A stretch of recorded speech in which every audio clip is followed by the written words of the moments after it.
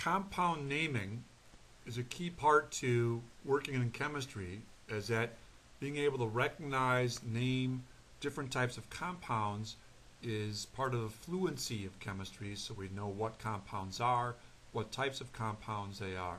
So being able to name compounds is an important part to being able to be successful in chemistry. Let's work through how to name different types of compounds. Here we have 3 different compounds provide us with examples of the different types of compounds we're going to work on naming. Ionic compounds, acids, and also molecular or covalent compounds. What we need to identify in trying to figure out which type of compound we have is, what does the formula begin with?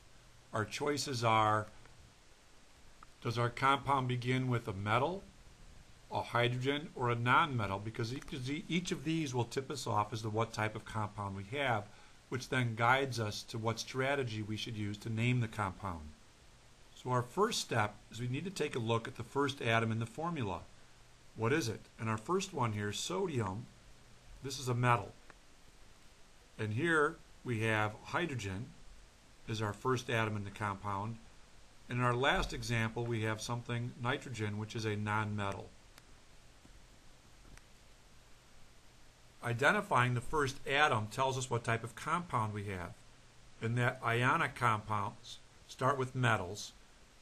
Acids, their formula begins with a hydrogen. And if something begins with a non-metal, that tells us the compound is something we're going to say is a covalent or molecular compound. Let's start by focusing on ionic compounds. In ionic compounds, there's 3 different types of things we're going to need to take a look at. One of these would be, our compound is made of what we call monatomic ions. This is a binary ionic compound. Another variety would be, our ionic compound contains something we call a polyatomic ion. This would be a tertiary compound. And our last one, the scenario is where we have a metal ion from the central block of the periodic table, and the metal ion can have more than one positive charge. Let's begin by looking at the situation of monatomic ions in a binary compound.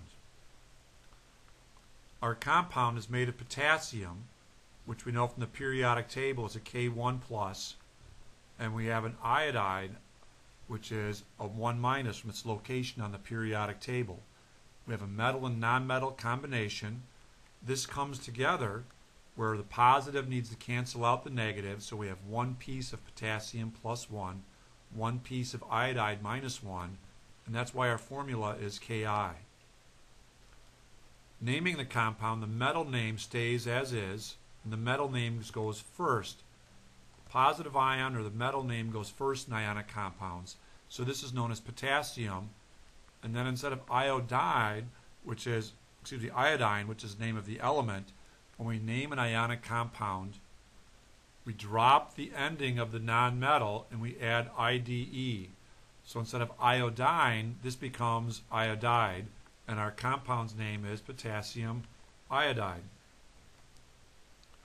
Going in reverse, if we have the name of the compound, calcium, what we need to do is find the charge on the ion. Calcium, because it's in the second column on the periodic table, is Ca2+. Bromine, because it's a halogen in the column next to the noble gases, is Br with a 1- charge. The compound forms by having the positives and negatives cancel each other out, so we need a second piece of bromide, which is Br1-. So our formula of calcium bromide would be CaBr with a subscript 2 to indicate we have 2 bromide ions combined with 1 calcium ion to create a neutral ionic compound. Another type of ionic compound, still ionic because it begins with a metal, is if our compound contains a polyatomic ion. Polyatomic ions we need to know from memory because these do not appear on the periodic table. In this case, our compound is made from 2 K1+ ions and a single SO4 2- ion. We need to recognize the SO4 2- ion is named sulfate. That's its name from the polyatomic ion chart. the name of this compound just becomes the name of the metal combined with the name of the polyatomic ion, which in this case would be potassium sulfate.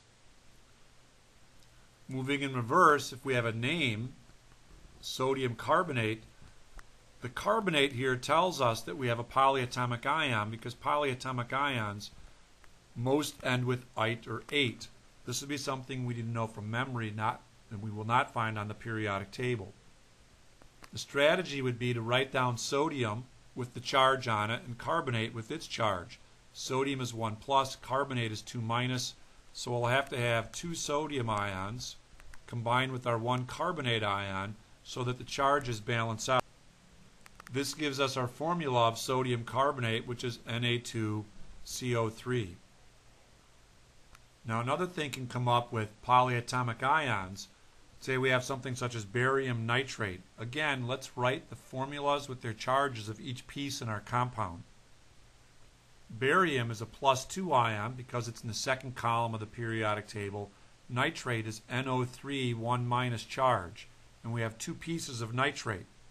To properly write our formula, we need to put a parenthesis around the nitrates in this fashion to indicate we have 2 pieces of nitrate in our formula.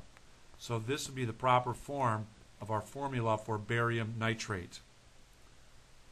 Next we have metal ions that come from the central portion of the periodic table where the ions can have more than one possible charge.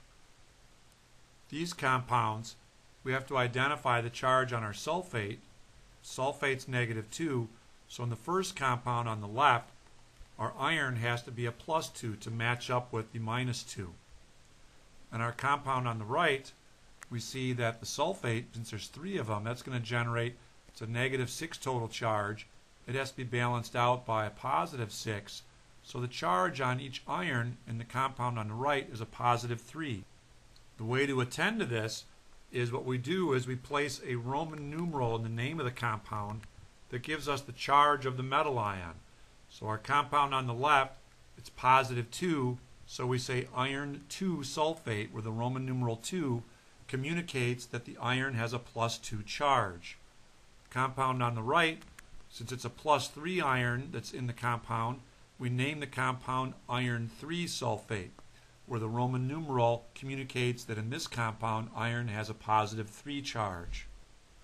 Another strategy is to use an old school means where there's the ferrous sulfate, which indicate this is the iron with the lower charge, and we have ferric sulfate, where ferric indicates we have the iron with the higher charge, the +3.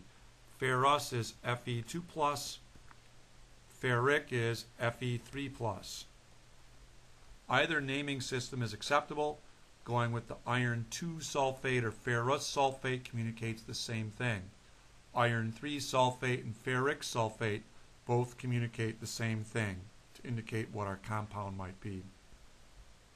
The next compound that we're going to examine is compounds identified as acids. These are all acids because the formula begins with a hydrogen.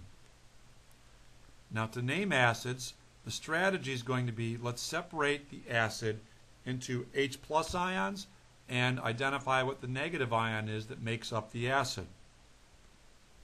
For example, HCl, we're going to separate this. The one hydrogen is an H1 plus. It's combined with a Cl1 minus. The HClO2, we have an H plus combined with a single ClO2 1 minus. And our last one, we have an H plus that's combined with a single ClO3 1 minus. What we need to do is name the negative ion in each one of these compounds. Once separating into the separate pieces, let's name the negative ion in each acid. The name of the negative ion is key to getting the proper name of the acid. Here we have chloride, where it ends with IDE. We have chlorite, ending with ITE. And here we have chlorate, ending with ATE. Each of these will indicate a different naming strategy for the acid, so we can distinguish the compound. If the negative ion in an acid ends with IDE, chloride in this example, the strategy for naming is specific to these compounds. For these acids, we begin by writing hydro, we drop the IDE, and then we add ic acid, making the name of this compound hydrochloric acid. Our anion or negative ion ends with IDE, which means we start with hydro. And then we drop the IDE and add ic acid. So we have hydrochloric acid. The next example, we had the negative ion as a chlorite ion, which ends with ITE. Our strategy for these compounds is we drop the ITE and then we add us acid, making the name of this compound chlorus acid. The name of the negative ion was chlorite in the acid. We drop the ITE, we add us acid. We end up with our name of chlorus acid for the compound. The next acid is an example where the negative ion is a polyatomic ion that ends with ATE, 8. This gives us a separate strategy for naming the acid. What we have is we drop the ATE and we add ic acid. So in this case, given that our acid is made with the negative ion known as chlorate, what we'll do is drop the 8, add ic acid, and the name of our acid is chloric acid for the compound HClO4. Our last type of compound is something known as covalent or molecular compounds. These have to start with a nonmetal.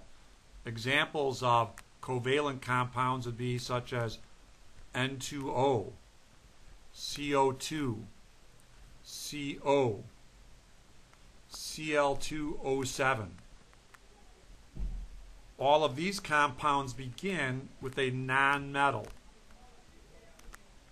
In naming these, the key thing and difference with molecules is prefixes are used to indicate how many of each atom type are present in the compound. The first nonmetal in the compound, the name stays the same. The second nonmetal, we need to drop the ending and add IDE. An additional component of naming molecules is we need to put in prefixes to indicate how many of each atom are present in the compound. For example, this compound, we have 2 nitrogen atoms combined with an oxygen, so it's known as dinitrogen monoxide. The first atom name stayed the same, nitrogen. Second one, we dropped the ending, added IDE, and we have prefixes, in this case di and mon, to indicate how many of each atom are in the compound. A couple more examples, we have carbon dioxide and also the compound carbon monoxide. Examples of molecules because the atoms are nonmetals, and we also have to include prefixes to indicate how many pieces are present in the compound.